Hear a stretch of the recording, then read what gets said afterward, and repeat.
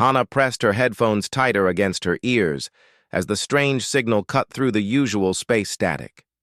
She had been monitoring deep space communications for 3 years aboard the research vessel Harmony's Edge, but nothing like this had ever appeared on her screens. The signal was weak and broken, but there was something about it that made her stomach twist with worry. She adjusted the frequency filters and tried to clean up the transmission. The voice that came through was not human. It spoke in clicks and musical tones that her computer struggled to translate. What made it worse was the fear she could hear even through the alien language. Whatever was speaking was terrified. Captain Wu Jin was in his quarters when Hana knocked on his door. He opened it with messy hair and tired eyes. Sleep had been hard to find lately with all the strange reports coming from the outer colonies. Pirates were getting bolder and supply ships were going missing more often than usual. "Captain, we have a problem," Hana said, holding out her data pad. "I picked up something you need to hear." Wu Jin took the pad and listened to the cleaned-up version of the signal. His expression grew more serious with each passing second. The alien voice was clearly asking for help, but the words it used were disturbing. It talked about death and consumption and something called the swarm that was eating entire worlds. "Get Minho up here," Wu Jin said. "If anyone can make sense of this, it will be him." Minho arrived 20 minutes later with coffee stains on his shirt and his translation equipment in a carrying case. As the ship's xenolinguist, he had studied every known alien language in the galactic database. He was also one of the few humans who had actually spoken to aliens face-to-face during trade negotiations. The 3 of them crowded around Hana's workstation as Minho ran the signal through his translation programs. The computer worked for nearly an hour processing the alien speech patterns and comparing them to known languages. When it finished, the results made them all go quiet. The message was from a species called the Villani. They were sending out a desperate plea for help to anyone who might be listening. Their worlds were under attack by something they called the swarm. According to the message, the swarm was not just conquering planets, but consuming everything on them. The aliens described watching their people being eaten alive and their cities dissolved into nothing. "This could be fake," Wu Jin said, but his voice showed he did not really believe it. "Pirates have used fake distress calls before." Minho shook his head as he read more of the translation. "The language patterns are too complex to fake. This is real, Captain. Someone out there is dying, and they are asking for help." The signal also contained something else that made their situation more complicated. Star charts showing the location of the Villani homeworld. It was 3 weeks away at maximum warp speed. That was far from any known shipping lanes, but still within range of human space. "We need to contact Terra Station," Wu Jin decided. "This is bigger than what one research ship can handle." Admiral Jiho received their transmission 6 hours later. He was a stern man with gray hair and scars from the colony wars 20 years ago. When he heard about the alien distress signal, his first reaction was suspicion. Humanity had not made many friends among the galactic community, and most aliens preferred to avoid contact with Earth ships. The reason was simple. Earth was classified as a death world. Most planets that supported life were gentle places with mild weather and few dangerous animals. Earth was different. It had violent storms, deadly radiation from its sun, poisonous plants, and animals that hunted in packs. Any species that evolved on such a world would naturally be more aggressive and dangerous than normal. This reputation had made trade difficult and diplomacy nearly impossible. Most aliens saw humans as barely controlled savages who solved problems with violence. The fact that human ships carried weapons that could crack planets in half did not help improve their image. "Why would they contact us?" Admiral Jiho asked his staff. "Every other species in the galaxy thinks we are monsters." Dr. Sulgi spoke up from her position near the back of the room. She was a xenobiologist who had spent years studying alien life forms. "Maybe they contacted everyone and we are the only ones who answered. or maybe they are desperate enough to ask monsters for help. The debate went on for hours. Some officers thought it was a trap designed to lure human ships away from Earth. Others believed it was a chance to prove that humanity could be trusted. A few suggested that helping aliens might finally get Earth accepted into the galactic community. Dr. Seulgi spent the time analyzing the biological data that had been included with the distress signal. What she found made her more worried than the message itself. The swarm was not just eating people and destroying cities. The consumption patterns showed they were harvesting specific materials and building something. "Admiral," she interrupted the debate, "I think this swarm is not just random destruction. They are preparing for something much bigger." She showed them her analysis on the main screen. The swarm attacked worlds in a specific pattern. They always took the worlds with the most advanced technology first. They consumed populations in order of intelligence, starting with scientists and engineers. They were selective about which materials they harvested. "It looks like they are building some kind of massive structure," Dr. Sulgi explained. "Something that requires rare metals and advanced technology. If I am right, then the Villani are just the latest targets in a much larger plan." Admiral Jiho studied the data for a long time. His experience told him this could still be an elaborate trick, but his instincts said the threat was real. Earth had survived attacks before by being ready to fight when others would not. Maybe it was time to do the same for someone else. How long would it take to get a scout ship to their location? He asked. 3 weeks with Captain Dongwu's stealth frigate, came the reply. Admiral Jiho made his decision. "Send Dongwu to investigate. Tell him to observe only. No contact unless absolutely necessary. If this swarm is real, we need to know what we are dealing with." As orders were sent out and ships prepared to leave, Dr. Sulgi continued studying the Villani data. The more she learned, the more worried she became. The biological profiles showed. The swarm used both organic and mechanical technology. They could adapt to different environments quickly. Most disturbing of all, they seemed to learn from each species they consumed.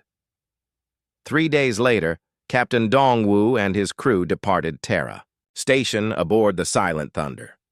Their mission was simple in words but dangerous in practice. Find out if the Villani distress call was real, and determine the threat level of this swarm. Hana watched the stealth ship disappear into warp space from her position on the Harmony's edge. She had started this by picking up a signal from the void, and now humanity was sending ships toward an unknown danger. Part of her wondered if they were making a terrible mistake. The rest of her hoped they would arrive in time to help. Captain Dongwu had seen war before, but nothing prepared him for what he found at the edge of Villani space. The Silent Thunder dropped out of warp behind a dead moon and immediately began scanning the system. What the sensors showed made his crew go silent with shock.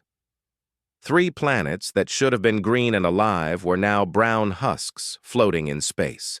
Their atmospheres were gone, and their surfaces looked like they had been scraped clean by massive machines. Debris fields marked, where cities and space stations used to be. Everything that could support life had been stripped away. "Captain," his sensor operator Kyung-ho whispered, "I am reading massive energy signatures near the 4th planet. Something big is happening there." Dongwu ordered the ship closer while staying hidden behind asteroid fields. As they approached, they could see the 4th planet was under attack. Huge biomechanical ships the size of mountains were slowly eating through the planet's crust. Smaller craft swarmed around them like angry insects. The attackers were unlike anything in human databases. They seemed to be part machine and part living creature. Their ships pulsed with organic rhythms, but fired weapons that could melt steel. They moved in perfect coordination, as if controlled by a single mind. Near the planet's moon cluster, Dongwu found what was left of the Villani fleet. A few dozen ships were protecting a space station that looked ready to collapse. Their energy shields flickered weakly under constant attack from swarm scouts. "Sir, we have a debris field with life signs," reported his communications officer Jisoo. "Looks like a transport ship that took heavy damage." Dongwu made a quick decision. Take us in. If there are survivors, we extract them and get answers. The Silent Thunder moved through the debris field using stealth systems to avoid detection. They found the damaged transport ship leaking atmosphere and power. Through the hull breach, they could see several alien forms floating in emergency suits. The rescue took 20 minutes. Dongwu's Marines cut through the transport's hull and pulled 6 survivors into their shuttle. The aliens were tall and thin with skin that looked like polished crystal. They seemed terrified when they saw the humans in their heavy armor and weapons.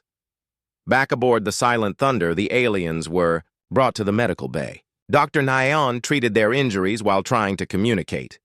The universal translator worked slowly, but eventually one of them began to speak. Her name was Kithara, and she was a Velani military commander. When she learned that humans had come, in response to their distress call, her crystal features showed surprise and fear. She had heard of the Deathworld species from galactic records. "Your people," she said in broken universal language. "They are from the violent world, the dangerous planet that kills its own children." Dongwu nodded. "Earth is not an easy place to live, but we are here to help." Kithara explained what had happened to her people. The swarm had appeared without warning 6 months ago. They attacked the outer colonies first and worked their way toward the homeworld. Every attempt at communication had failed. The swarm did not negotiate or demand surrender. They simply consumed everything in their path. "They eat our people while they are still alive," Kithara said with horror in her voice. "They take our technology and make it part of themselves. They learn from everything they consume." As she spoke, alarms began ringing throughout the Silent Thunder. Enemy contacts were approaching fast. 3 swarm scout ships had detected their presence and were moving to attack. The bioships looked like massive insects with metal parts grafted onto their carapaces. "Battle stations," Dongwu ordered. "Show them what Deathworlders can do." The Velani survivors watched in amazement as the human crew prepared for combat. Instead of elegant energy weapons, the humans loaded kinetic cannons with depleted uranium shells. Their targeting systems were designed to track multiple fast-moving targets in chaotic conditions. Most surprising of all, the crew seemed excited, rather than afraid. The first swarm ship fired bioplasma at the Silent Thunder. The organic weapon splashed against military-grade armor that had been designed to survive asteroid impacts. The human ship barely slowed down as it returned fire with railgun rounds that punched through the alien hull. Engineer Jisoo quickly modified the ship's mining charges into improvised explosive devices. She launched them in spread patterns that forced the swarm ships to choose between avoiding the explosions or maintaining attack formation. When they scattered, Dongwu ordered his gunners to target their propulsion systems. Marine Sergeant Kyung-ho led a boarding party onto the damaged swarm vessel. The bioship's interior was a nightmare of pulsing flesh and mechanical components. Kyung-ho's team fought through corridors that tried to heal themselves while shooting at enemies that regenerated from wounds. The Marines used flamethrowers and acid charges to prevent the ship from repairing itself. They planted explosive charges in what looked like nerve centers and vital organs. When they escaped, the bioship convulsed and died like a wounded animal. The remaining swarm scouts retreated after losing their companion. They had expected to face another weak prey species, but instead found predators that fought back with savage efficiency. The human tactics confused them, because most civilized species tried to minimize damage and preserve life. Kithara stared at the human crew with new understanding. She had thought of them as barbarians, but now she saw something different. They were warriors who had evolved on a world where only the strongest and smartest survived. Every human aboard the ship moved with the confidence of someone who had faced death and won. "Your people," she said to Captain Dongwu. "You fight like the universe is trying to kill you." Dongwu smiled grimly. "Because it is. Earth taught us that everything wants to eat you or poison you or burn you alive. We learned to fight back. Dr. Nayon spent the next few hours gathering intelligence from the Volani survivors. What she learned painted a disturbing picture of the galactic situation. The swarm had been attacking worlds for over a year, but the information was being suppressed by the Galactic Council. They did not want to cause panic among the peaceful species. Several advanced civilizations had already fallen to the swarm. Their populations had been consumed and their technology absorbed. Each victory made the swarm stronger and more adaptable. The pattern showed they were building towards some ultimate goal. The Council believes diplomacy will work, Cathara explained. They think the swarm can be reasoned with or contained. They do not understand that some threats cannot be negotiated away. Captain Dongwu studied the tactical data his crew had gathered from the battle. The swarm ships were powerful, but they fought in predictable patterns. They relied on overwhelming numbers and biological adaptation rather than tactical innovation. Against species that fought clean wars with rules and honor, they were nearly unstoppable. Against humans who had learned warfare from a planet that never played fair, they might have problems. Nayon, he ordered. Send everything we have learned back to Terra Station. Admiral Jiho needs to know what we are dealing with. What about the Volani survivors? She asked. Dongwu looked at Cathara and her injured companions. They were refugees from a dying civilization with nowhere left to run. The Galactic Council had abandoned them and their own fleet was nearly destroyed. Only the Deathworlders had answered their call for help. We take them home, he decided. Earth needs to hear their story from their own mouths. The Silent Thunder began the journey back to human space, carrying evidence that would change everything. The galaxy faced an enemy that could not be reasoned with or deterred. The only species that might be able to stop them were the same ones that everyone else feared. As they traveled through hyperspace, Cathara learned more about human history and culture. She discovered that Earth's hostile environment had shaped more than just their military capabilities. It had taught them to value courage and sacrifice over individual survival. It had shown them that sometimes civilization required uncivilized actions. Perhaps, she told Captain Dongwu as stars streaked past the viewports, the galaxy needs monsters after all. Admiral Hyun-woo stood before the Emergency Council on Terra Station reading Captain Dongwu's report for the third time. The tactical data was clear, and the testimony from the Volani survivors left no room for doubt. The swarm was real, and they were coming. The only question was whether humanity would run or fight. The Galactic Council has officially requested that we stay out of this, reported Ambassador Sun-mi. They claim the situation is under control, and human intervention would only make things worse. Admiral Hyun-woo looked up from the report with cold eyes. How many species have said that before they were consumed? How many civilizations trusted the Council's diplomacy while their worlds burned? The debate had been going for 6 hours. Some officers wanted to fortify human space and wait for the swarm to come to them. Others argued for immediate evacuation to the outer colonies. A few suggested negotiations, despite all evidence that the swarm could not be reasoned with. Hyun-woo had already made his choice. Earth had survived ice ages and asteroid impacts and wars that nearly destroyed civilization. They had done it by fighting when others gave up. The Volani deserved the same chance. I am authorizing full mobilization of the Terran Defense Fleet, he announced. But we are not stopping there. What Admiral Hyun-woo did next went far beyond his official orders. Using classified communication channels, he sent messages to every human colony and outpost in known space. Mining operations on Titan, agricultural settlements on New Sol, transport companies running freight between star systems. All of them received the same request. The galaxy needed Earth's children to stand together. Captain Borum was supervising asteroid mining operations when the message arrived. Her ship, the Stonebreaker, was designed to cut through rock and metal using industrial plasma cutters. She read Admiral Hyun-woo's request twice before calling her crew together. The military wants to borrow our ship for a rescue mission, she told them. Apparently, there are aliens out there who need our help, and the fancy galactic government is too scared to save them. Her crew of 40 miners and engineers listened as she explained the situation. The swarm was consuming entire civilizations, and the peaceful species could not stop them. Only Earth had the technology and attitude needed to fight back. The question was whether civilians would risk their lives for aliens they had never met. The vote was unanimous. Every hand went up. Similar conversations happened across human space.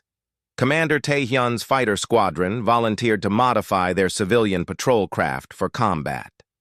The agricultural ship New Harvest offered to carry supplies and medical equipment. Even the luxury liner Star Princess requested permission to evacuate refugees.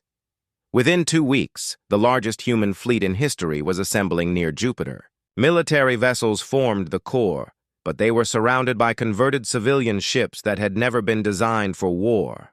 Mining vessels bristled with improvised weapons. Transport ships had been fitted with military-grade shields and armor plating.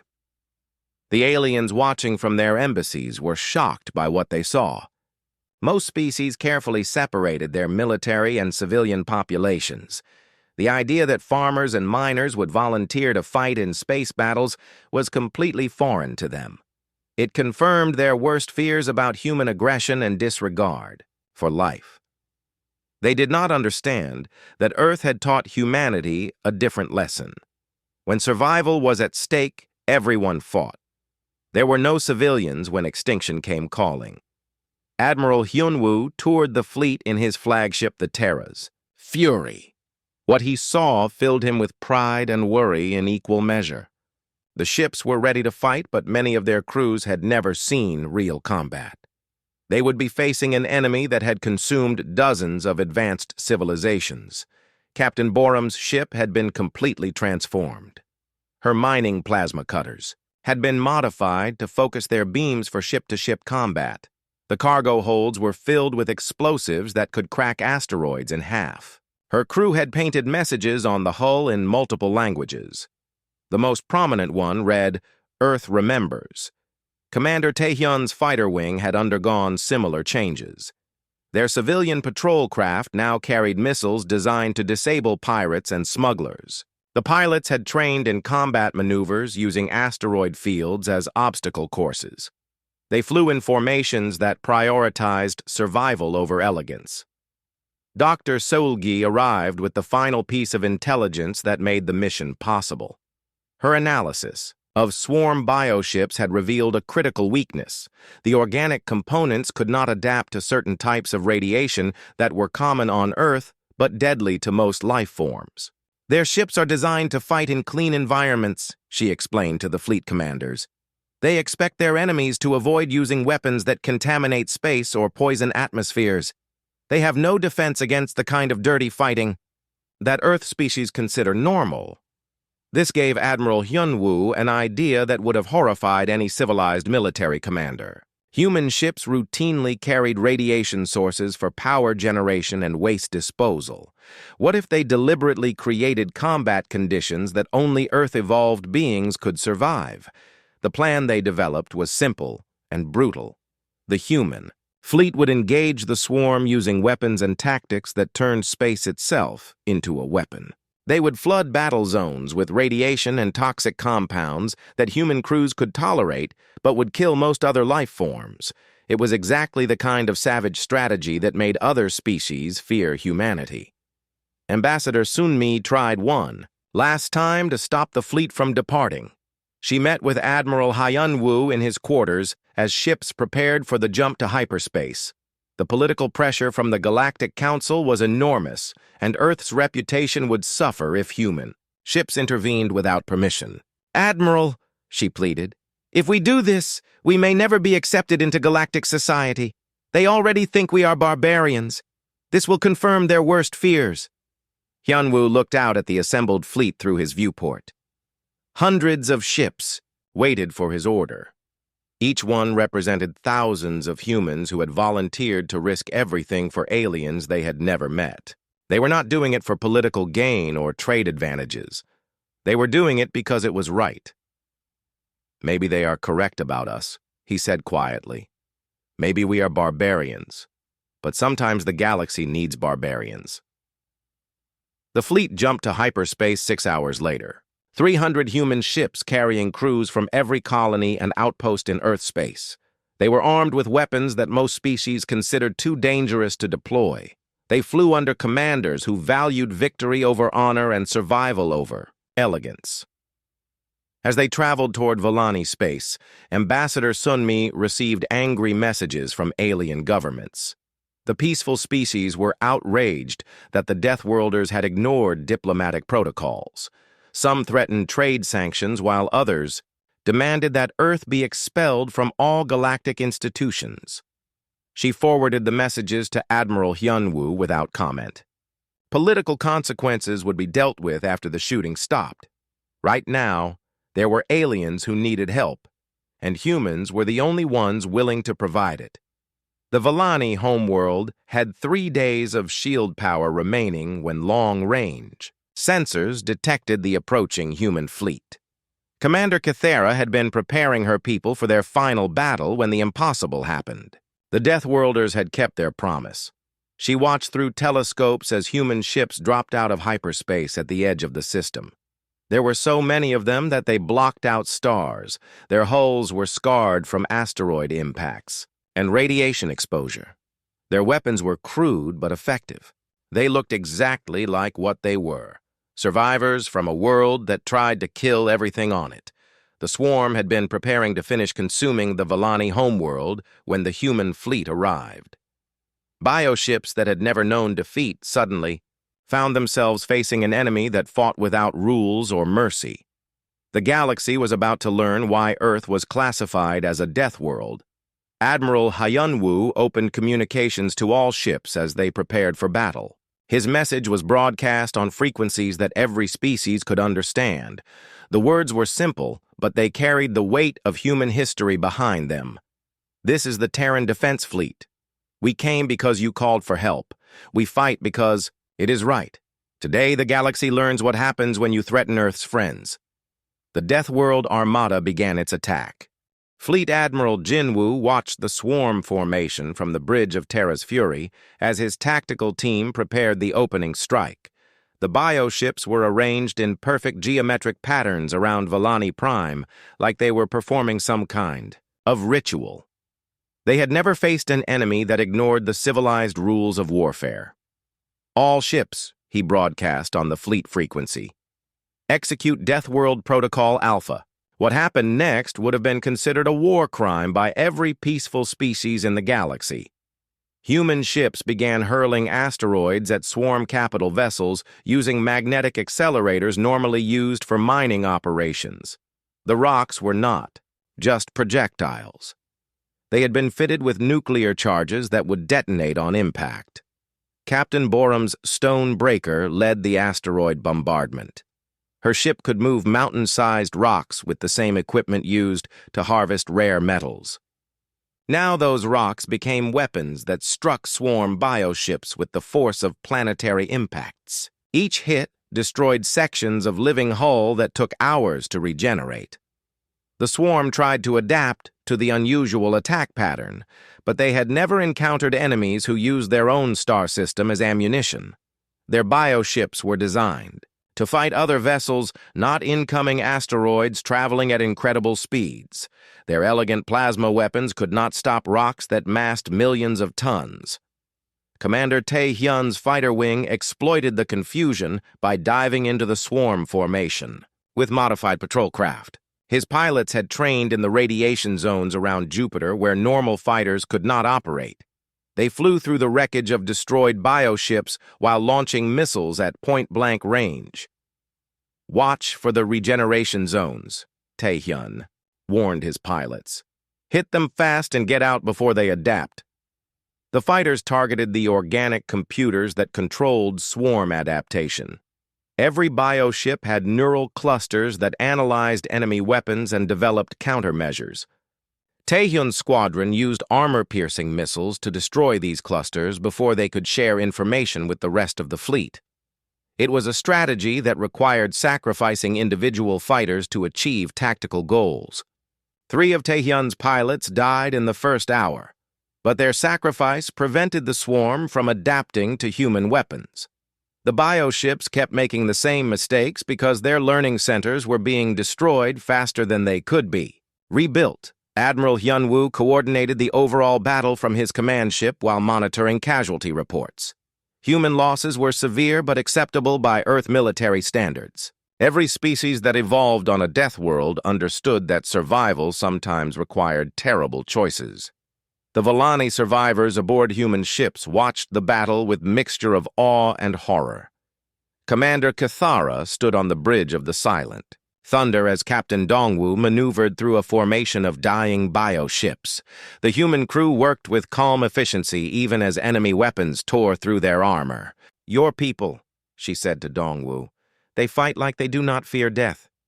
"We do fear it," he replied while ordering another torpedo salvo. "But we fear slavery more, and we fear watching friends die while we do nothing." The turning point came when Dr. Sulgi's research proved correct. Human ships began deploying their ultimate weapon against the swarm. Not exotic energy beams or quantum torpedoes, but simple radiation that was deadly to most life forms, but harmless to Earth species. Commander. Yuna led the suicide mission that made victory possible. Her heavy cruiser, Defiant Will, had been badly damaged by swarm bioplasma, but her reactor core was still functional. Instead of abandoning ship, she flew directly into the center of the enemy formation and triggered a controlled nuclear explosion. The radiation burst killed every organic component within 50 kilometers. Swarm bioships that had been regenerating from previous damage suddenly found their living systems shutting down. Their pilots died at their controls, while their vessels drifted helplessly through space. Other human captains followed Yuna's example. Captain Daehyun's cruiser, Seoul's Pride, rammed a swarm dreadnought while releasing its entire supply of radioactive waste. The contamination spread through the bioship's circulatory system like poison, killing it from the inside. These tactics horrified the watching galaxy, but they were devastatingly effective. The swarm had conquered dozens of civilizations by adapting to their weapons and tactics. They could not adapt to an enemy that deliberately created conditions lethal to life itself.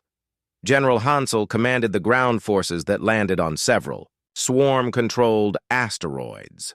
Their mission was to destroy the adaptation centers where bioships uploaded combat data. The human Marines fought in environmental suits while breathing recycled air that would have been toxic to most species. The asteroid facilities were nightmares of organic technology fused with captured alien equipment. Living walls pulsed with veins that carried information between different sections. Mechanical devices grew from floors that felt like flesh. The air itself was filled with spores designed to infect and convert intruders. Hansel's troops used flamethrowers to sterilize every room they entered. The organic components could not regenerate if they were completely destroyed by fire.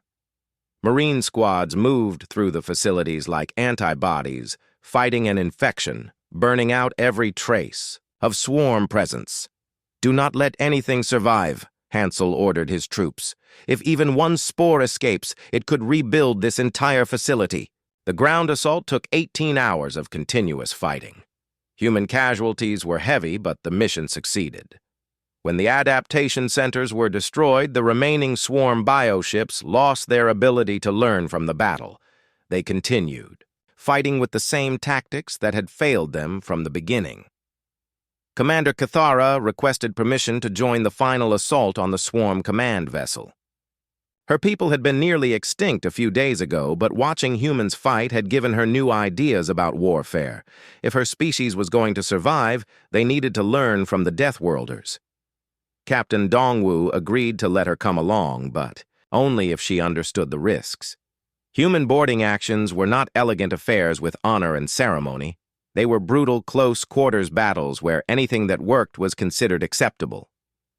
The assault team that entered the swarm command ship carried weapons that most civilized species had banned from warfare, acid sprayers that could dissolve organic armor, sonic weapons that disrupted biological nervous systems, explosive charges designed to spread radioactive fragments through enclosed spaces. Kithara watched in fascination as the human Marines adapted their tactics to the ship's organic interior. When corridors tried to close off and trap them, the Marines used thermal lances to cut new passages. When the walls released toxic gases, the humans simply sealed their armor and continued fighting. "Your people," she said to Captain Dongwu as they fought through the ship's nerve center. "You treat your own bodies like weapons." "Because they are," he replied while placing explosive charges in what looked like a giant brain.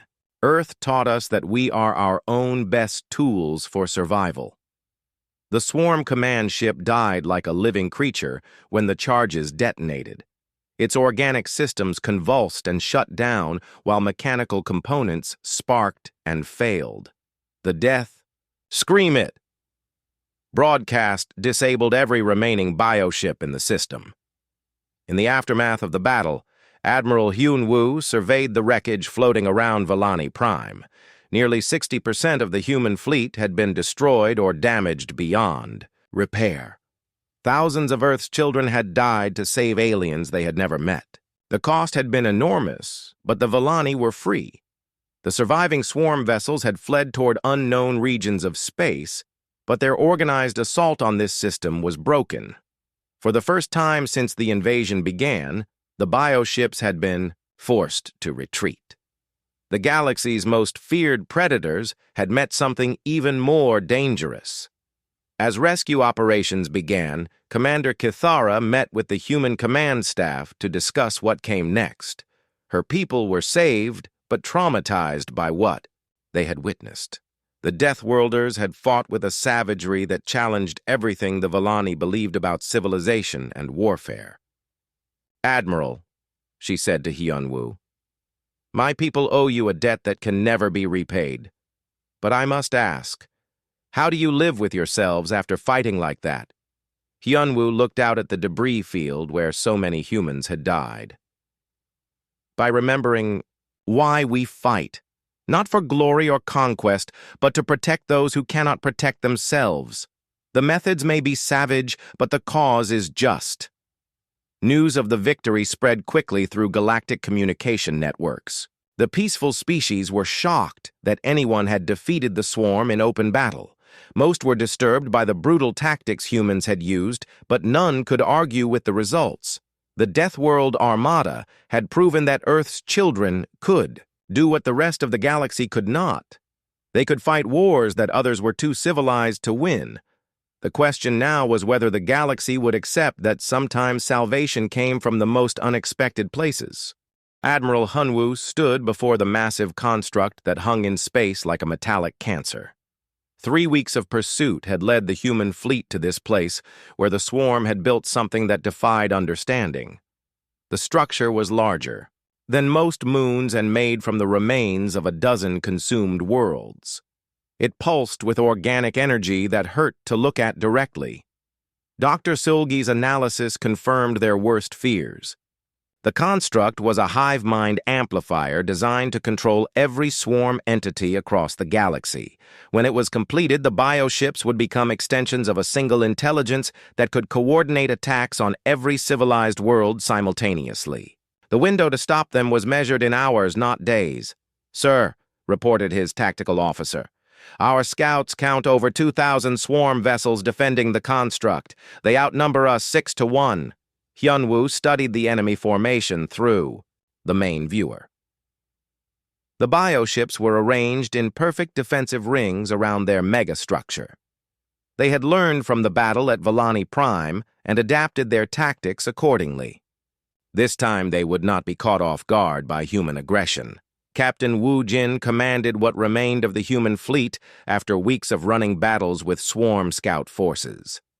Less than half of their original ships were still combat-capable, and crew fatigue was becoming a serious problem. They were deep in enemy territory with no hope of reinforcement or resupply. "Admiral," Woo Jin said quietly, "if we attack that thing, we will not be coming home." Hyun-woo nodded grimly. Earth's children had known this moment would come when they left human space to answer an alien distress call. The galaxy faced extinction, and only the Deathworlders stood between civilization and the void. Sometimes the price of victory was everything you had. "All ships," he broadcast on the fleet frequency. "This is our final battle. We cannot win through conventional tactics, so we will use the one advantage they cannot counter. We are from Earth, and we know how to die." What Admiral Hyun-woo proposed next would have been considered madness by any civilized military commander. The human fleet would implement the ultimate expression of Deathworld philosophy. They would deliberately create conditions so hostile that only Earth-evolved beings could survive long enough to complete their mission. Captain Borum listened to the battle plan from her position aboard the Stonebreaker. Her mining ship had been converted into a massive weapon delivery system, carrying enough nuclear charges to crack continents. Now those weapons would be used to poison space itself around the swarm construct. "You want us to irradiate the entire battle zone?" she asked over the communication link. "Beyond anything the galaxy has ever seen," Hyun-woo confirmed. "We flood that space with radiation levels that would kill most life forms in minutes. Our crews can survive it long enough to destroy the construct." Commander Tae-hyun's fighter pilots received similar orders. Their modified patrol craft would be loaded with dirty bombs designed to spread radioactive particles throughout the enemy formation. The pilots would not survive the mission, but their sacrifice would create a dead zone that only humans could operate in. Dr. Solgi worked frantically to calculate the exact radiation levels needed. Too little, and the swarm bioships would adapt and continue fighting. Too much, and even human crews would die before completing their objectives. The margin for error was almost non-existent. "We need to maintain lethal radiation for exactly 47 minutes, she reported.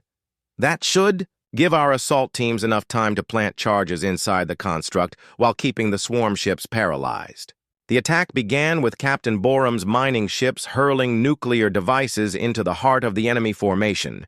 Each explosion released clouds of radioactive particles that spread through space like a poisonous fog. The swarm bioships tried to adapt, but their organic components began dying faster than they could regenerate. Commander Tae-hyun led his squadron into the radiation zone while swarm weapons fired wildly around them. His pilots flew through clouds of deadly particles that would have killed most species instantly. Their modified fighters released payload after payload of contaminated material until space itself became toxic. "All fighters," Tae-hyun broadcast, as his radiation detector reached critical levels. "Remember why we are here. For Earth, and for those who cannot fight for themselves." His squadron died as heroes completing their mission. One by one, the fighter craft succumbed to radiation poisoning, but not before spreading enough contamination to paralyze the entire swarm fleet. The bioships floated helplessly as their crews died at their controls. General Hansel commanded the assault teams that penetrated the construct while the swarm fleet was disabled. Human Marines in heavy radiation suits fought through corridors lined with dying organic technology. Their mission was to reach the central core and destroy the hive mind intelligence before it could complete its galactic network. The interior of the construct was a maze of biological computers and neural networks that spanned dozens of levels. Living walls pulsed weakly as radiation poisoning spread through their systems. Mechanical devices sparked and failed as their organic components shut down. Hansel's troops moved quickly through the dying structure while their radiation counters clicked ominously. Even with full protective gear, they only had minutes before exposure levels became lethal. The construct was so large that finding the central core seemed impossible. Commander Kythera had insisted on joining the assault despite the deadly conditions. Her crystalline biology was somewhat more resistant to radiation than most species, but she still needed heavy protection to survive. She had studied the construct's design and believed she could guide the humans to their target. The core will be at the geometric center, she told Hansel, as they fought through a corridor filled with dying swarm entities. The hive mind needs to be equidistant from all neural networks to function properly. They found the core chamber after 30 minutes of brutal fighting. The Central Intelligence was a massive brain-like structure surrounded by organic computers that processed information from across the galaxy. It pulsed with malevolent energy that seemed to recognize the threat approaching it. The human assault team placed nuclear charges around the chamber, while swarm defense systems tried desperately to stop them. Biomechanical guardians emerged from hidden alcoves, but their organic components were too damaged by radiation to function effectively. The Marines destroyed them with flamethrowers and explosive rounds. Captain Wu Jin had taken command of the fleet after Admiral Hyunwoo's ship was destroyed, trying to break through the outer defensive ring.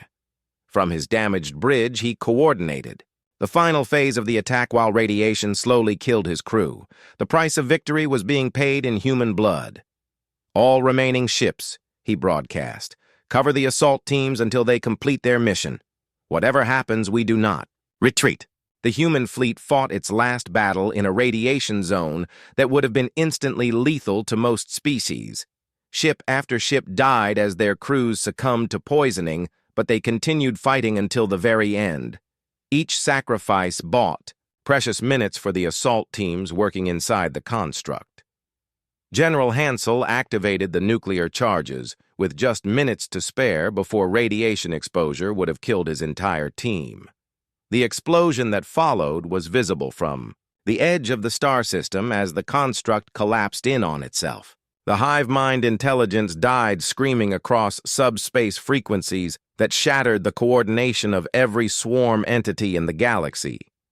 Captain Wu Jin watched the construct's destruction from his dying ship as life support systems failed around him. The remaining swarm bioships were drifting powerlessly through space as their connection to the Central Intelligence was severed. Without the hive mind to coordinate them, they began attacking each other in mindless confusion. "This is Captain Wu Jin of the Terran Defense Fleet," he broadcast on all frequencies as his ship lost power. "The swarm's Central Intelligence has been destroyed. Their coordination is broken. The galaxy is free." Those were the last words transmitted by any human ship in the battle zone. The radiation levels that had allowed them to win the war also ensured that none of them would survive to see peace. Earth's children had made the ultimate sacrifice to save species that had never accepted them as equals. News of the victory reached human space 2 weeks later, when automated probes detected the wreckage of the construct. The Galactic Council was forced to acknowledge that the Deathworlders had accomplished what no civilized species could manage. They had destroyed an enemy that threatened all life in the galaxy. Admiral Hana was promoted to command the rebuilt Terran Defense Fleet as humanity dealt with the aftermath of their Pyrrhic victory. The war against the swarm was won, but at a cost that would be remembered for generations. Nearly 80% of Earth's military had died in the final battle, along with thousands of civilian volunteers. The galaxy's attitude toward humanity began to change as the full scope of their sacrifice became known. Species that had once feared Earth's aggressive nature now sent messages of gratitude and respect. The Deathworlders had proven that their savagery was tempered by nobility and their violence guided by justice. Ambassador Sunmi found herself dealing with a very different diplomatic situation.